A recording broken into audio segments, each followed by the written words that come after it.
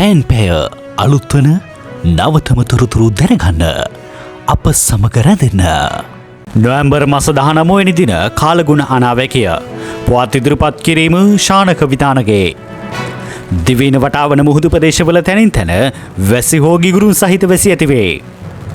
සුළං ඊශාන දිසින් හෝ නිශ්චිත දිශාවකින් තොරව හමායන අතර සුළඟේ වේගය පැයට කිලෝමීටර් 20-30ක් පමණ වේ. ගාල්ල සිට මාතර හරහා පොතුවිල් දක්වා වෙරළට ඔබ්බෙන් වන මුහුදු ප්‍රදේශවල සුළඟේ වේගය විටින් විට පැයට කිලෝමීටර් 40 දක්වා ඉහළ යයි. ගාල්ල සිට හම්බන්තොට හරහා පොතුවිල් දක්වා වෙරළට ඔබ්බෙන් වන මුහුදු ප්‍රදේශ විටින් විට මද වශයෙන් රළු වේ.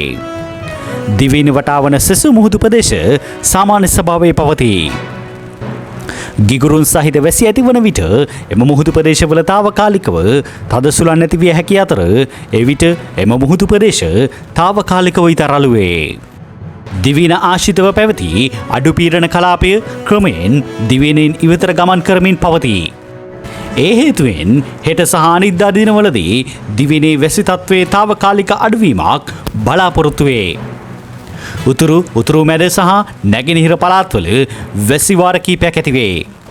බස්නාහිර සබරගමුව දකුණ සහ ඌව පළාත්වලත් නුවරඑළිය දිස්ත්‍රික්කයේත් පසුරුවකින් පසුව තැනින් තැන වැසි හෝ ගිගුරුන් සහිත වැසි ඇතිවේ. සබරගමුව දකුණ සහ ඌව පළාත්වල ඇතැම් ස්ථානවල මිලිමීටර් 50ට වැඩි තරමක තද වැසි ඇතිවේ. සබරගමුව මධ්‍යම ඌව සහ දකුණු පළාත්වල ඇතැම් ස්ථානවල අලුයම් කාලයේදී මීදුම් සහිත තත්ත්වයක් බලාපොරොත්තු වේ. ගිගුරුන් සහිත වැසි සමග ඇතිවිය හැකි තාවකාලික තද සුළං වලින් සහ අකුණු මගින් සිදුවන අනතුරු අවම කර ගැනීමට අවශ්‍ය පියවර ගන්නා ලෙස ජනතාවගෙන් කාලගුණික විද්‍යා දෙපාර්තමේන්තුව නිවේදනයක් නිකුත් කරමින් කරුණාවෙන් ඉල්ලා සිටිනු ලැබේ.